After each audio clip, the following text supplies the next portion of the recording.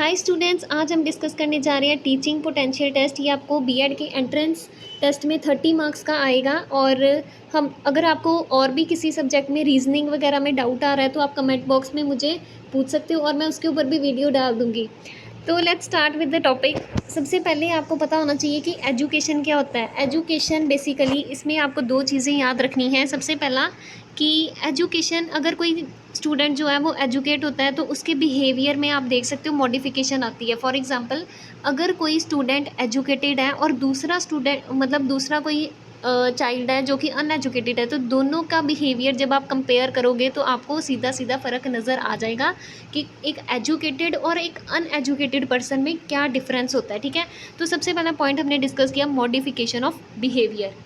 Second हम लोग discuss करेंगे डेवलपिंग आर हिडन टैलेंट्स, यानी कि अगर कोई एजुकेटेड पर्सन है तो एजुकेशन के कारण अगर उसके अंदर कोई हिडन टैलेंट है तो एजुकेशन जो है वो हिडन टैलेंट को बाहर निकालने में मदद करती है। फॉर एग्जांपल, हमें पता ही नहीं होता कि हमारे अंदर हिडन टैलेंट क्या है, तो अगर आप स्कूल कॉलेज वगैरह जाओगे, अलग अलग एक्टिविटीज़ में पार्टिसिपेट करोगे तो आपको आपके अंदर का जो हिडन टैलेंट है पता चल जाएगा और आप उस फील्ड में आगे जा सकते हो। ठीक है, तो ये बेसिकली हमने ऊपर ऊपर से बता दिया कि एजुकेशन होता क्या है। नेक्स्ट हम लोग डिस्कस करेंगे कि एजुकेशन कितने टाइप्स की होती है। दो तरह का कंसेप्ट है एजुकेशन में। सबसे पहला कंसेप्ट है इंडियन कंसेप्ट ऑफ एजुकेशन और जो सेकंड वन है that is western concept of education. ठीक है, तो सबसे पहले हमने डिस्कस करना है इंडियन कंसेप्ट ऑफ एजुकेशन।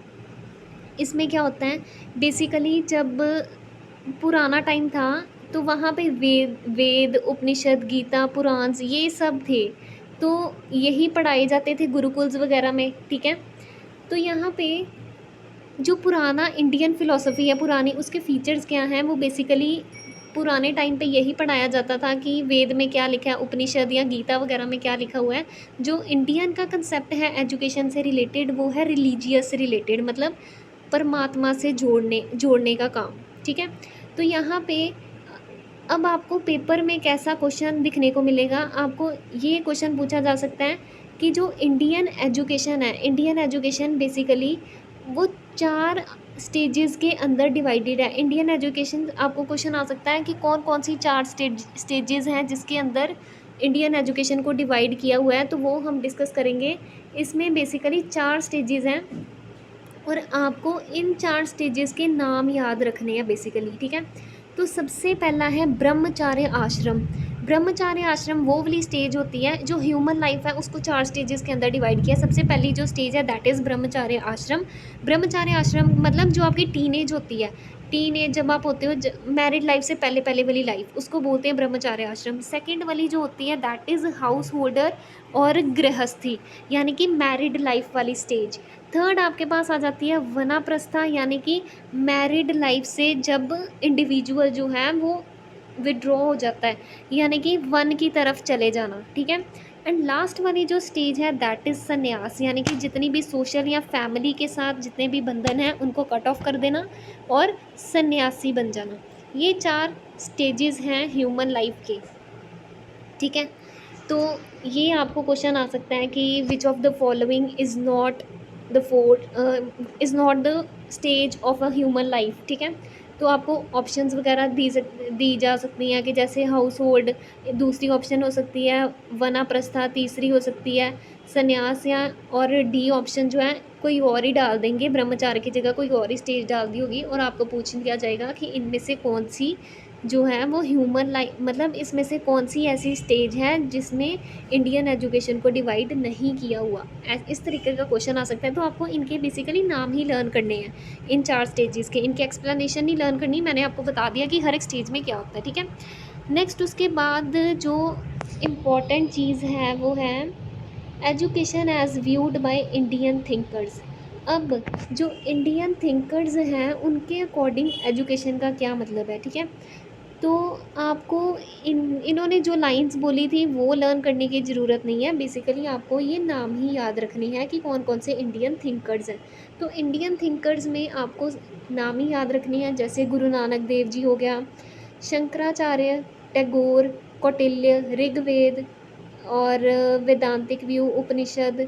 तो इसमें से कैसा क्वेश्चन आपको आ सकता है, इसमें से आ सकता है कि which of these is not an Indian philosopher, इसमें से कौन सा इंडियन फ़िलोसोफर नहीं है। जैसे 4 ऑप्शन दी होंगी, फॉर एग्ज़ाम्पल ए ऑप्शन आपको दिया है गुरु नानक देव जी, बी गिवन है शंकराचार्य, सी गिवन है टैगोर, और डी मतलब कोई और ही डाल दी, जैसे एरिस्टोटल डाल दी, ठीक है। तो आपको नाम से ही पता चल जाएगा कि जो इंडियन है, जैसे गुरु नानक देव जी वो तो इंडियन है, और बेसिकली शंकराचार्य, टैगोर, ये सारे तो इंडियंस हैं, और जो एरिस्टोटल है वो वेस्टर्न थिंकर है, मतलब यहाँ का नहीं है।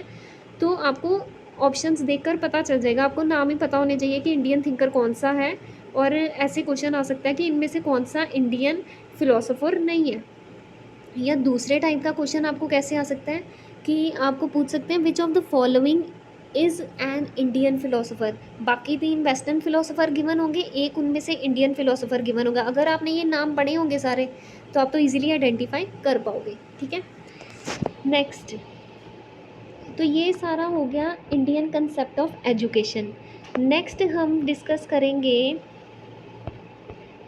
जो सेकंड अप्रोच है एजुकेशन की। सेकंड अप्रोच एजुकेशन की है वेस्टर्न कंसेप्ट ऑफ एजुकेशन। अब मतलब जो वेस्ट वाली कंट्रीज़ हैं या मॉडर्न जो कंट्रीज़ हैं उनके अकॉर्डिंग एजुकेशन का क्या मतलब है।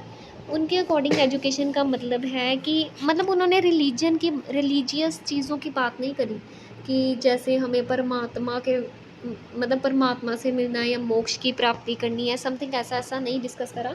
उन्होंने क्या डिस्कस किया, उनके अकॉर्डिंग एजुकेशन क्या है कि किसी भी पर्सन की ऑल राउंड डेवलपमेंट, ठीक है, उसका social development, moral development, mental development.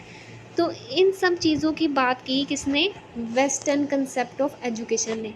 कि मतलब उनको ये नहीं था कि हमें परमात्मा या ऑल माइटी को पाना है, ठीक है। तो उनका बेसिकली कंसेप्ट क्या था कि किसी भी पर्सन की ऑल राउंड डेवलपमेंट होनी चाहिए, मेंटल, मॉरल और सोशल डेवलपमेंट, ठीक है। तो जैसे हमने पहले डिस्कस किया था कि इंडियन थिंकर्स या इंडियन फ़िलोसोफ़र के नाम्स, अब यहाँ पे हमने वेस्टर्न फ़िलोसोफ़र्स के सिर्फ़ और सिर्फ नाम याद रखने हैं, ठीक है। तो वो नेम्स याद रखने हैं, जैसे सैक्रोकेट्स है, दूसरा है प्लेटो, तीसरा एरिस्टोटल, ऐसे ही जॉन डेव्यू और Nunn, Adam, Raymont, Redden, Rousseau, Friedrich William, Froebel, Heinrich Pestalozzi, ठीक है। तो ये सारे बेसिकली हमने नाम ही याद रखने। इसमें से भी बस ऐसा ही क्वेश्चन आ सकता है कि इसमें से बताओ कौन सा वेस्टर्न फिलोसोफर है, या दूसरे टाइप का क्वेश्चन आ सकता है कि इसमें से बताओ कौन सा वेस्टर्न फिलोसोफर नहीं है। 4 ऑप्शंस गिवन होंगी और आपको जो आंसर होगा उसको टिक करना होगा, ठीक है। तो सिर्फ नेम्स ही याद रखनी, ये जो बाकी सारा कंटेंट है ना, ये वाली डेफिनेशन ये आपको लर्न नहीं करनी, ये जस्ट आपको नॉलेज होनी चाहिए, ठीक है।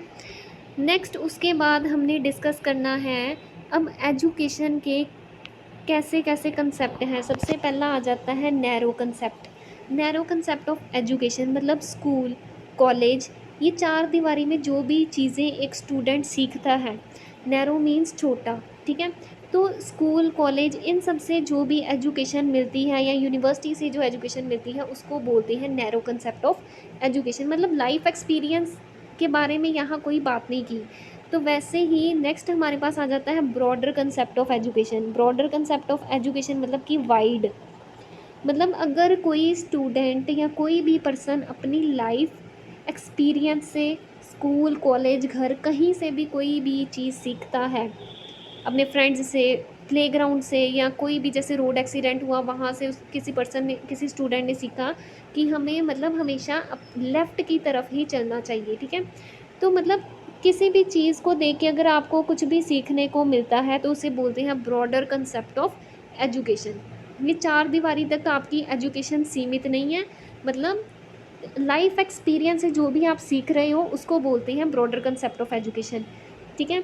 तो फॉर एग्ज़ाम्पल अगर आपने अपनी मदर से कोई रेसिपी सीखी है, ठीक है, तो वो भी क्या हो गया, वो किस में आएगा, ब्रॉडर कंसेप्ट ऑफ एजुकेशन। अब इसमें से कैसा क्वेश्चन आ सकता है, इसमें से आपको ऐसे क्वेश्चन आ सकता है कि ऑप्शंस गिवन होंगी, आपको बताना होगा कि नैरो कंसेप्ट ऑफ एजुकेशन कौन सी है। तो फॉर एग्जांपल अगर आपको ऑप्शन गिवन है, ए ऑप्शन स्कूल गिवन है, फिर आपको गिवन है बी ऑप्शन फ्रेंड्स गिवन है, सी गिवन है प्लेग्राउंड, डी गिवन है सिनेमा।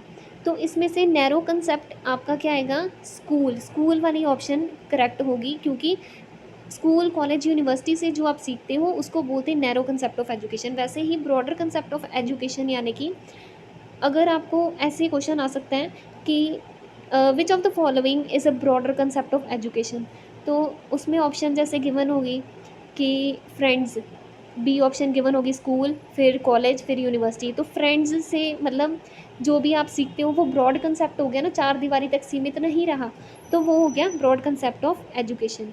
तो ये अभी तक हमने डिस्कस किया कि दो तरह के कंसेप्ट होते हैं एजुकेशन के, पहला होता है नैरो कंसेप्ट, दूसरा होता है ब्रॉडर कंसेप्ट। ठीक है, नेक्स्ट अब हम लोग एजुकेशन के बारे में तो डिस्कस कर रहे हैं, तो एजुकेशन का बेसिकली एम क्या है अब हमने वो डिस्कस करना है। ठीक है, एम्स ऑफ एजुकेशन। तो सबसे पहली आ जाती है कोठारी कमीशन। ये बहुत ही इम्पोर्टेंट है। ठीक है, it is very very important. तो कोठारी कमीशन को इंडियन एजुकेशन कमीशन भी कहा जाता है। ठीक है, और ये कब स्टार्ट हुई थी? ये स्टार्ट हुई थी 1964 में। ये कब आई थी? 1964 में आई थी। और कोठारी कमीशन को इंडियन एजुकेशन कमीशन भी बोला जाता है। ठीक है, नेक्स्ट आपने इसमें याद क्या रखना है, ये जो कोठारी कमीशन है या इंडियन एजुकेशन कमीशन है, इसकी 4 एम्स हैं। कौन कौन सी 4 एम्स हैं, ये बहुत इंपॉर्टेंट हैं, तो आपको ये लर्न रखनी है। सबसे पहली एम है इंक्रीजिंग प्रोडक्टिविटी। ठीक है, कि प्रोडक्टिविटी को इंक्रीज़ करना। सेकेंड एम है एजुकेशन की according to Kothari commission promoting social and national integration, यानी कि भाईचारा। भाईचारा यानी कि फॉर एग्जांपल हर एक रिलीजन को इकट्ठा करना। हर एक रिलीजन जैसे हिंदू, सिख, मुस्लिम, ईसाई, ये सारे के सारे रिलीजन्स को इकट्ठा करना, एक ही छत के नीचे एजुकेशन प्रोवाइड करना, यूनिटी बेसिकली। ठीक है, तो थर्ड कंसेप्ट आ जाता है accelerating the process of modernisation. Education आपकी ऐसी होनी चाहिए जो कि मॉडर्नाइज करे। ये नहीं कि आप पुरानी एजुकेशन पढ़ते जा रहे हो और जो नए नए कंसेप्ट आ रहे हैं वो सीख ही नहीं रहे। यानी कि जैसे जैसे टाइम बीत रहा है वैसे वैसे एजुकेशन में भी न्यू न्यू पॉलिसीज़ आनी चाहिए, मॉडर्नाइज होना चाहिए। ठीक है, नेक्स्ट आ जाता है cultivating social, moral and spiritual values. यानी कि एजुकेशन के साथ साथ स्टूडेंट को basically moral values, spiritual values, ये सब कुछ भी सिखाना है। ठीक है, सिर्फ बुक्स के रिलेटेड ही एजुकेशन नहीं देनी, जो बुक में लिखा है सिर्फ वही नहीं पढ़ाना, बाकी जो सोशल, मॉरल और स्पिरिचुअल वैल्यूज़ हैं ये सब कुछ भी सिखाना है। ठीक है, नेक्स्ट सबसे पहली थी कोठारी कमीशन या इंडियन एजुकेशन कमीशन। इसके बाद इसमें जब मॉडिफिकेशन हुई तो हमारे पास आई एनपीई। एनपीई की फुल फॉर्म होती है नेशनल पॉलिसी ऑन एजुकेशन, और ये कब आई थी? 1986 में आई थी। ठीक है, तो ये आपको याद रखना है कि नेशनल पॉलिसी ऑन एजुकेशन कब आई थी? 1986 में। तो अब इसके भी कुछ एक एम्स हैं, आपको वो एम्स याद रखने हैं। ठीक है, तो वो एम्स क्या हैं? सबसे पहला एम है अ कॉमन एजुकेशनल स्ट्रक्चर। जैसे अगर किसी स्टूडेंट को पढ़ाना है तो उसका कुछ ना कुछ स्ट्रक्चर होगा। फॉर एग्ज़ाम्पल अगर किसी छोटे बच्चे को स्कूल में डालना है, ठीक है, तो ये हर एक स्टेट में ऐसा मतलब ये हर एक स्कूल में या हर एक जगह पे ऐसा डिसाइडेड है ना कि पहले वो नर्सरी करेगा, फिर एलकेजी करेगा, फिर यूकेजी करेगा, दैन वो फर्स्ट में आएगा। ठीक है, तो मतलब ये एजुकेशनल स्ट्रक्चर है कि पहले उसको नर्सरी, एलकेजी, यूकेजी ये करनी पड़ेगी, दैन ही वो फर्स्ट में एडमिशन ले सकता है। ठीक है, नेक्स्ट आ जाता है need for a national curriculum framework, यानी कि हर एक स्टेट में सेम सिलेबस चलेगा। फॉर एग्ज़ाम्पल जैसे आप 10th तक NCERT की बुक्स पढ़ते हो, ठीक है, तो ये वाली जो बुक्स पढ़ते हो आप, ऐसा नहीं कि आप यहाँ पे पढ़ रहे हो तो उसकी किसी और स्टेट में वैल्यू नहीं है, वैल्यू होगी। ठीक है, तो हर एक जगह पे एक करिकुलम बना होगा। ठीक है, नेशनल लेवल पे करिकुलम बना होगा। जैसे यहाँ पे आपने NCERT की बुक्स पढ़ी तो उसकी वैल्यू बाहर वाली स्टेट में भी पड़ेगी। किसी और स्टेट में जाओगे, जैसे यहाँ पंजाब में आपने पढ़ी, तो कहीं और जाते हो, केरला जाते हो या कहीं और जाते हो, तो वहाँ पे भी इसकी वैल्यू होगी। ठीक है, सेम करिकुलम आपको देखने को मिलेगा।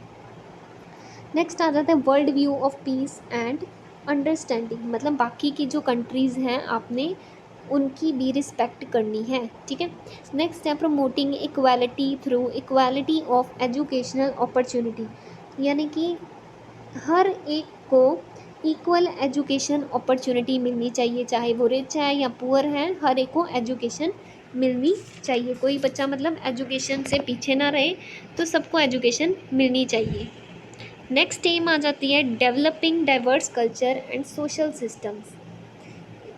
ठीक है, उसके बाद फैसिलिटेटिंग इंटर रीजनल मोबिलिटी, यानी कि अगर आप माइग्रेट करते हुए एक स्टेट से दूसरी स्टेट तक तो भी एजुकेशन की वैल्यू रहती है। Strengthening areas of research and development. Next है lifelong education. Lifelong education मतलब कि किसी भी एज में कोई भी स्टडी कर सकते हो, कोई एजुकेशन के लिए एज लिमिट नहीं है, no age limit for education. ठीक है, उसके बाद आ जाता है एजुकेशन इन इंडिया। अब इंडिया में कौन कौन से बोर्ड्स हैं एजुकेशन के? सबसे पहला है CBSE board, central board of secondary education. Next है पीएससीबी, स्टेट लेवल पे आ जाता है स्टेट बोर्ड, पीएससीबी जैसे पंजाब स्कूल एजुकेशन बोर्ड। उसके बाद हमारे पास ये आते हैं एनसीईआरटी, एससीईआरटी और डाइट। ठीक है, नेशनल लेवल बॉडी है एनसीईआरटी, इसकी फुल फॉर्म होती है national council of education research and training. Second है state level body state council of education research and training. Third आपके पास आ जाती है डिस्ट्रिक्ट लेवल बॉडी डाइट या डिस्ट्रिक्ट लेवल। ठीक है, तो ये आपने फुल फॉर्म्स याद रखनी है एनसीईआरटी, एससीईआरटी और डाइट की। ठीक है, फिर उसके बाद हायर, ये तो स्कूल लेवल एजुकेशन होगी ना, एनसीईआरटी, एससीईआरटी या डाइट। अब बात करते हैं हायर एजुकेशन, कॉलेज लेवल की, जो यूनिवर्सिटी लेवल की एजुकेशन। ठीक है, तो इसके अंदर जो बॉडीज़ आती हैं वो होती है यूजीसी, जिसको बोलते हैं यूनिवर्सिटी ग्रांट्स कमीशन। ठीक है, नेक्स्ट आ जाती है एनसीटीई। ये बेसिकली जैसे बीएड कॉलेजेस जो होते हैं वो सारे एनसीटीई के अंडर आते हैं, और एनसीटीई की फुल फॉर्म होती है national council of teacher education. ठीक है, तो ये आपको लर्न करना है इनकी फुल फॉर्म्स। ठीक है, उसके बाद regional colleges of education in India. अब इंडिया के अंदर कौन कौन से रीजनल कॉलेजेस हैं? 4 हैं। तो पहला regional college of education Ajmer है, नेक्स्ट भोपाल है, third regional college of education Mysore, and last one is Bhubaneswar. ये 4 ही रीजनल कॉलेजेस हैं एजुकेशन के इंडिया में, अजमेर, भोपाल, मैसूर एंड भुवनेश्वर। ठीक है, उसके बाद 8 ओपन यूनिवर्सिटीज़ हैं इंडिया के अंदर। इंडिया के अंदर कितनी ओपन यूनिवर्सिटीज़ हैं? टॉप 8 की हमने बात करनी है। ठीक है, ओपन यूनिवर्सिटीज़ का मतलब होता है कि जैसे आप एडमिशन ले लेते हो, आपने रेगुलर क्लासेस नहीं जाना, आपने सिर्फ़ और सिर्फ क्या देनी है, एग्ज़ाम्स ही देने हैं। ठीक है, तो सबसे पहली है इग्नऊ, यानी कि Indira Gandhi national open university, जो कहाँ है? न्यू दिल्ली में। नेक्स्ट है यशवंतराव सी महाराष्ट्र ओपन यूनिवर्सिटी, जो कि नासिक में है। फिर है IMT distance and open learning institute Ghaziabad. Then है MP Bhoj open university Bhopal. Then doctor BR Ambedkar open university Hyderabad, Netaji Subhash open university Kolkata, doctor Baba Saheb Ambedkar open university Ahmedabad, and last one is Karnataka state open university Mysore. ये 8 ओपन यूनिवर्सिटीज़ हैं, इनके आपने नेम लर्न रखने हैं। ठीक है, उसके बाद टॉप 16 सेंट्रल यूनिवर्सिटीज़ हैं इंडिया की। कौन कौन सी हैं? सबसे पहली है यूनिवर्सिटी ऑफ दिल्ली, कहाँ पे है? दिल्ली में। जवाहरलाल नेहरू यूनिवर्सिटी, ये भी दिल्ली में है। नेक्स्ट है Aligarh Muslim university, that is in Uttar Pradesh. Next is Banaras Hindu university, that is in Uttar Pradesh. Next है पौंडीचेरी यूनिवर्सिटी, पुडुचेरी में है। यूनिवर्सिटी ऑफ हैदराबाद, नाम से ही पता चलता है हैदराबाद में है। फिर है northern eastern hill university, Meghalaya. Next है Indira Gandhi national open university, that is in Delhi. Assam university Assam में है। ताजपुर यूनिवर्सिटी असम में है। विश्वा भारती सनीति Santiniketan, west Bengal. Next है नागालैंड यूनिवर्सिटी, नागालैंड। नेक्स्ट है Jamia Millia Islamia, that is in Delhi. Baba Saheb Bhimrao Ambedkar university, Lucknow. Manipur university, Imphal, Manipur. Mizoram university, Aizawl, Mizoram. ठीक है, तो ये कुछ एक टॉप 16 सेंट्रल यूनिवर्सिटीज़ हैं इंडिया की। नेक्स्ट बात करते हैं टेक्निकल टीचर्स ट्रेनिंग इंस्टीट्यूट।